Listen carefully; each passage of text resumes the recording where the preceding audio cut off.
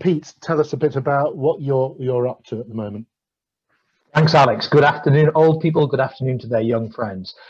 So we're Wordnerds. The problem we solve is that nobody is listening to their customers. And the reason for that is that 80% of the world's data exists in the form of unstructured text in social media, in customer complaints, on surveys, reviews, and in news and online. And the software that has been developed to help you make sense of this is rubbish.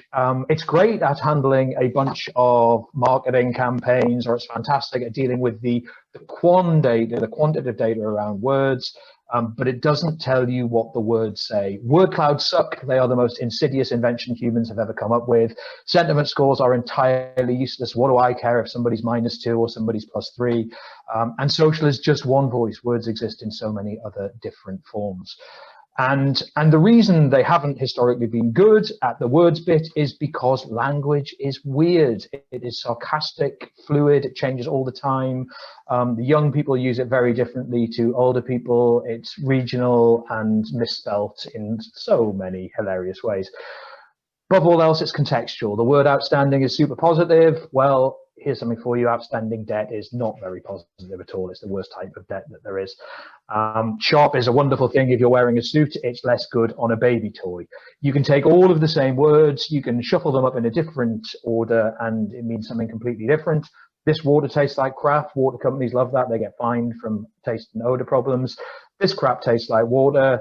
Almost certainly somebody trying American lager. Nothing has changed there in the presence of the words. It's all about the way that they interact with each other and relate. So what are we doing about that? Well, Wordnerds is a SaaS platform that actually tells you what people think. We combine brand new cutting edge natural language processing, AI, machine learning, all that good data science stuff with old school dusty library corpus linguistics. And we do that to give you two things.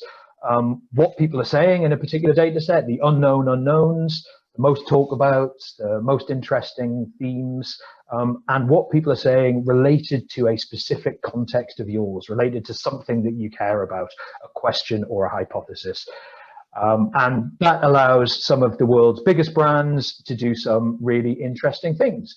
So right at the start of the pandemic, we were working with National Institute for Health Research on trying to identify symptoms of COVID. And it was our data that led to them understanding that loss of taste and smell was one. And off the back of that, the official NHS advice was updated back in April 2020. People use it for saving time and money. One of our big Bay Area clients in the States do quarterly NPS data trawls with their customers.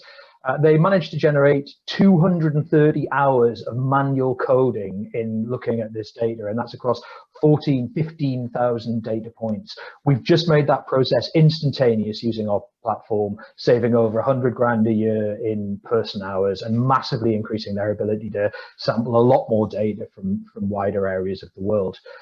Finally, a really important use case for us is real-time monitoring of services and products. So Nissan use our product for detecting problems with new cars 2 weeks before their dealer network.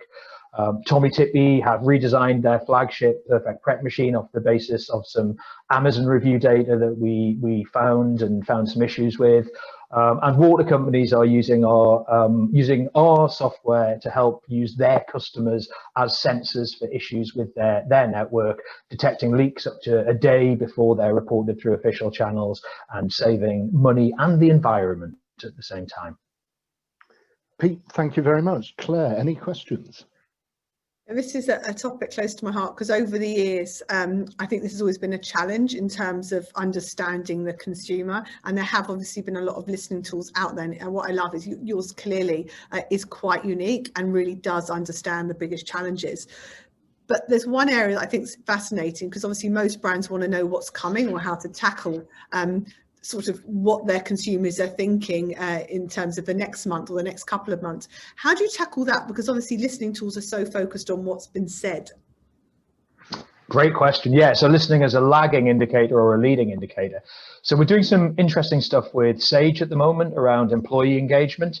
where they're going through online training, and at the end of every module, they're putting in what they thought about that module, concepts they struggled with, things they want to learn that weren't covered.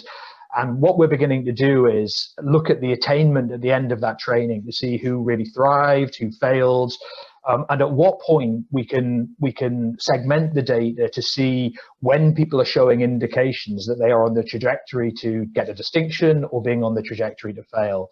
And using unstructured text data predictively is something that being able to understand it in mass is now starting to allow us to do, and use some of the good machine learning techniques to do it that we've been doing with numbers for decades now. Wow, very impressive. The other area that's interesting is that I think language evolves very quickly, particularly with kind of, I think about the Generation Z millennials.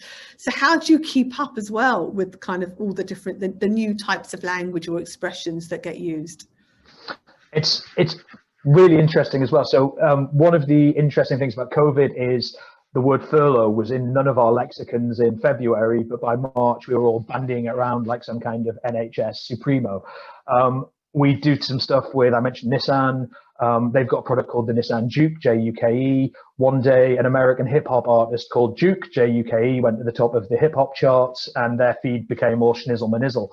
And what's hilarious is how quickly the AI can adapt to that because of our linguistic lens. So because we understand how the structure of language works, we can see the words that are being used in similar contexts to other words, and the AI can then make that leap itself. So it could see that the word furlough was being used interchangeably with laid off or redundant or stuff like that. So it had a starting point from which to guess about meaning. So this is all stuff that AI is becoming much better at dealing with itself. But at the end of the day, it doesn't replace humans, and we do every now and then need some human input in training that data in the first instance.